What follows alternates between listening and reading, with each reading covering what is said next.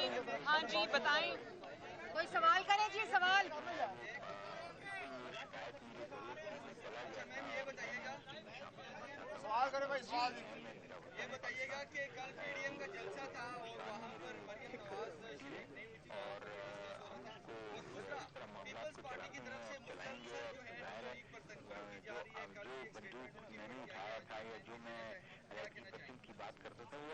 बिस्मिल्लाहिर्रहमानिर्रहीम।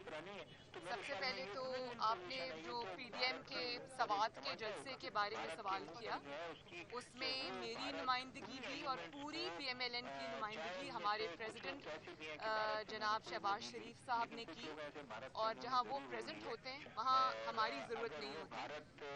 दूसरा, नवाज शरीफ साहब ने, शहबाज शरीफ साहब ने मुझे एजेके के कैंपेन की जिम्मेदारी दी है और मैं उसकी प्रेपरेशन कर रही थी, तो हमारी नुमाइंदगी उस जलसे में भरपूर शहबाज शरीफ साहब ने की है। दूसरी बात आपने पीपल्स पार्टी की, तो बराए मेहरबानी ये पुराना सवाल अब ना दोहराया जाए। एक मिनट, बार बार। नून लीग कब तक खामोश रहेगी? नून लीग ये खड़ी आपके सामने बोल रही है। पीपल्स पार्टी का जवाब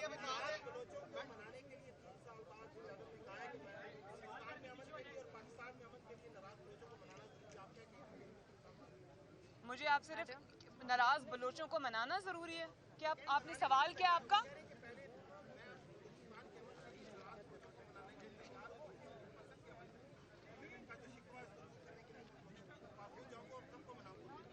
सबसे पहले तो आपको फिर हज़ारा बरादरी में उनके पास जाना चाहिए था ना। वो भी कोयटा के लोग थे और वो भी बलूचिस्तान में रह रहे थे, आपको पुकार रहे थे और आप कह रहे थे कि मैं लाशों से ब्लैकमेल नहीं हूँगा। तो अगर आपके कॉल और फेल में तजाद होगा तो उससे बलूचिस्तान और दूर जाएगा, नज़दीक नहीं आएगा। लेकिन मैं इस बात की हामी हूँ कि जो भी उनके तहफ़्फ़ुज़ात हैं, उनके ग्रीवेंसेस हैं, उनको दूर करना चाहिए, उनको पाकिस्तान के साथ जोड़ के रखना चाहिए। वो पाकिस्तानी उतने ही हैं जितने आप और मैं हैं, तो ये इसका अजाला होना चाहिए। जी बारी बारी जी, ये बता दें, पीडीएम बनी, हुमायूं इस्तीफों की बात ही अमल दरामद नहीं हुआ, लॉन्ग मार्च की बात ही अमल दरामद होता नजर नहीं आ रहा। कि ऐसा तो नहीं कि पीडीएम की डील हो गई? क्या हो गई है? डील हो गई है। जिस तरह शहबाज शरीफ बजट इजलास में भी नहीं आए और अपोजिशन फ्रेंडली बनने जा रही है। नहीं, ये तो बहुत, मैं क्या आप लोग हर बात में डील निकाल के ले आते हैं, तो ये तो मेरा ख्याल है नामुनासिब सवाल है। क्यों डील होगी भाई, और किसके साथ होगी? इतनी सारी कुर्बानियां देने के बाद, इतनी जिद्दोजहद करने के बाद, क्या हम पागल हैं कि किसी दिन खड़े होकर डील कर लेंगे उन्हीं लोगों के साथ जिनके खिलाफ हमारी जिद्दोजहद है? जी बात देती हूँ मती आपको। देखिए, अल्हम्दुलिल्लाह इस वक्त पीएमएलएन स्ट्रॉन्गेस्ट पोजीशन में है आज़ाद जम्मू कश्मीर में, और फ्री एंड फेयर इलेक्शन अगर हुए, फ्री एंड फेयर इलेक्शन, तो उसमें ये कोई शक व शुबे से की गुंजाइश ही नहीं इस बात में कि पीएमएलएन इंशाअल्लाह ओवरवेलमिंग मेजॉरिटी के साथ जीतेगी।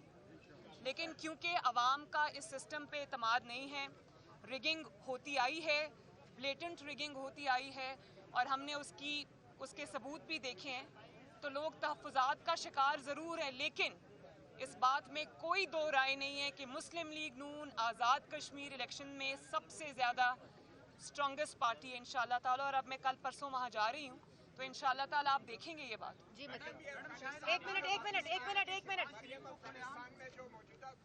आपको देती हूँ। क्या वो कामयाब है, नाकाम है, और क्या सूरत-ए-हाल बाकी खतरनाक है और इसका जिम्मेदार कौन है? मैं इसके बारे में ये बात करना चाहती हूँ कि आपको पहले अपने घर को देखना चाहिए, अपना हाउस इन ऑर्डर करना चाहिए, और बदलते हुए सियासी हालात और अपने पर्सनल जो आपके हालात हैं उनको मलूज़ खातिर रखते हुए आपको पाकिस्तान की फॉरेन पॉलिसी नहीं बनानी चाहिए। अगर आप कमज़ोर हैं तो आप वहाँ पर कॉम्प्रोमाइज़ करते हैं, जब आप स्ट्रॉन्ग होते हैं तो मैं आपको ये बताऊं कि आपकी जो सियासी स्टैंडिंग है, फॉरेन पॉलिसी उससे लिंक्ड नहीं होनी चाहिए। वो आपकी ज़ाती पॉलिसी नहीं है, वो कौमी पॉलिसी है और उसके ऊपर एक ही स्टांस पूरे पाकिस्तान का होना चाहिए और वो तब्दील नहीं होना चाहिए कि आप कमज़ोर हैं तो वो स्टांस बदल जाए, आप मजबूत हैं। और उसके बाद कौम से सच बोलना चाहिए, कौम से सच बोलना चाहिए, झूठ नहीं बोलना चाहिए, कौम की आंखों में धूल नहीं झोंकनी चाहिए। असल पॉलिसी कोई और हो, कौम के सामने आके आप कोई और पॉलिसी बनाएं, ये गलत है। जी बताएं सवाल। जी मैडम, शायद हकान अब्बासी ने ये कहा है कि शहबाज शरीफ को खुलेआम पाम पकड़ने वाली बात नहीं करनी चाहिए थी।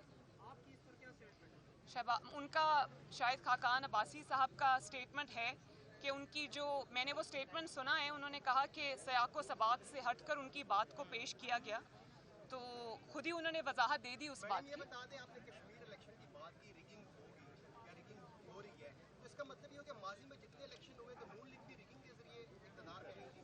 नहीं, ये तो बहुत ही, मैं क्या कहना चाहिए, मज़े का खेज सवाल है। जिस हकूमत की बुनियाद ही रिगिंग पे आई हो और जिसके इतने बड़े बड़े सबूत कौम के सामने आए हों, और इल्ज़ाम तो हारने वाला लगाता है, लेकिन हम सिर्फ इल्ज़ाम नहीं लगा रहे, इन इल्ज़ामात के पीछे बहुत बड़े सबूत हैं जिनको ये डिनाई नहीं कर सकते। डस्का इलेक्शन इसकी मिसाल है। आज वो नौशीन इफ्तिखार यहाँ कहीं खड़ी होंगी, आई हुई हैं। जब आप इलेक्शन कमीशन के अमले को अगवा करके ले जाते हैं तो उसमें और क्या गुंजाइश बाकी रहती है, फिर भी आप हार जाते हैं। और अगर आपने इसमें ये करने की कोशिश की तो इसके बहुत बहुत दूर तक इसके नतीजे होंगे। इसलिए मैं ये कहना चाहती हूँ कि अवाम के और उनके मुंतखब नुमाइंदों के रास्ते में ना आए, इलेक्शंस को चोरी करने की कोशिश ना करें। आज शायद आप you can get away with it, लेकिन आपको इसके बहुत सीरियस नताइज भुगतना पड़ेंगे। मरियम आरटीएस के मामले पे मुस्लिम लीग नून गैर संजीदा क्यों है?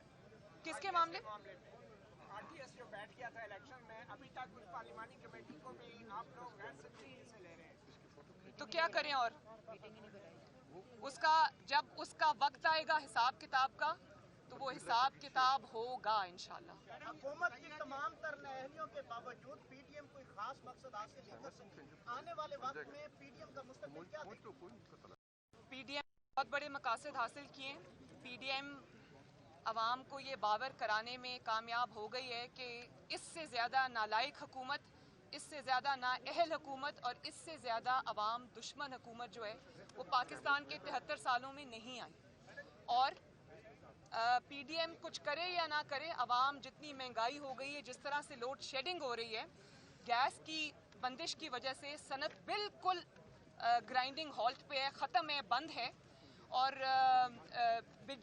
जो लोड शेडिंग है वो ज़ीरो से, नवाज शरीफ ने मेहनत करके 3 साल अल्हम्दुलिल्लाह 12, 14, 18 घंटे की लोड शेडिंग को वो ज़ीरो पे लेके आए। आज इस हुकूमत की नाअहली की वजह से, जो कल ये कह रही थी कि नवाज शरीफ ज़रूरत से ज़्यादा बिजली बना गए हैं, जब लोड शेडिंग नहीं हो रही हो तो ज़रूरत से ज़्यादा बिजली बन रही है, जब लोड शेडिंग हो रही हो तो बिजली कम बन रही है। भाई खुदा का वास्ता है, कौम से सच बोलें, कौम सब जान गई है। तो बड़ा अच्छा है, कौम के सामने इनकी हकीकत आ गई, उसके लिए पीडीएम की ज़रूरत नहीं है। आखिरी सवाल। इजलास हो रहा था एक जानिब और दूसरी जानिब वज़ीर-ए-आज़म इसराइल की तारीफें कर रहे थे, कि ऐसा तो नहीं लग रहा कि इसराइल को तस्लीम करने की तैयारी कर ली गई है? मुझे ऐसा ही लग रहा है, और अगर ऐसा नहीं है तो सच क्योंकि बहुत सारी न्यूज़ एजेंसीज़, बहुत सारे लोग इस चीज़ को रिपोर्ट कर रहे हैं और कोई डिनायल नहीं आ रहा। और अगर ऐसा है तो कौम को बताएं ताकि कौम अपना फ़ैसला ले। ये आपका पर्सनल फ़ैसला नहीं है कि आपने अगर दोस्ती करनी है तो ये आप नहीं कर सकते, क्योंकि ये आपका ज़ाती फ़ैसला नहीं, ये 22 करोड़ अवाम का फ़ैसला है। उनको एतमाद मिले और सच बताएं उनको। हैं? बस आखिरी सवाल है ये। अल्लाह ताला को पता है, लेकिन इंशाअल्लाह ताला ये हुकूमत जब जाएगी दोबारा नहीं आएगी। जी आखिरी सवाल को क्या फरमा रहे हैं?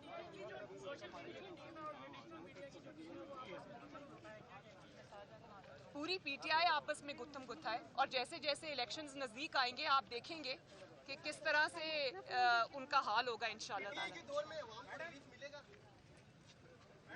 आप मुझे खुद आप बताएं, आपको रिलीफ मिला है पीटीआई के दौर में? आपको तो ना सिर्फ आपका किचन का खर्चा बढ़ गया है, आपकी लोड शेडिंग बढ़ गई है, बल्कि आप सहाफ़ी हजरात के तो मुंह बंद करने के जिस तरह से किया जा रहा है वो भी बहुत शर्मनाक है। मैं नदीम मलिक साहब का जो FIA का नोटिस आया है, मैं उस पर भी बात करना चाहती हूँ कि FIA का नोटिस जो है बजाय इसके कि उन लोगों को जाता जिन्होंने मरहूम अरशद मलिक साहब को ब्लैकमेल किया, तो जो असल इशू सामने लाने वाले लोग हैं उनको नोटिस नहीं जाना चाहिए था। अगर आपको नोटिस भेजना है और तहकीकात करनी है तो इस चीज़ की करें कि एक जज को किस तरह उसकी पुरानी वीडियो दिखा के ब्लैकमेल किया गया और बेगुनाह नवाज शरीफ को झूठी सजा दिलाने की कोशिश की गई। इस चीज़ की तहकीकात होनी चाहिए। मैडम ये बता दें, आपके लोग कह रहे हैं कि एस्टेब्लिशमेंट के पास इमरान खान के अलावा कोई चॉइस नहीं है, क्यों कह रहे हैं कि उसके अलावा और बंदा कोई भी नहीं है? चॉइस सिर्फ और सिर्फ अवाम की होनी चाहिए। इस्टेब्लिशमेंट की चॉइस कोई मायने नहीं रखती। इस्टेब्लिशमेंट की चॉइस जब इमरान खान की सूरत में कौम पर मुसल्लत की जाती है, उसका जो नतीजा है वो आज पूरी कौम ने देख लिया। बस थैंक यू जी, थैंक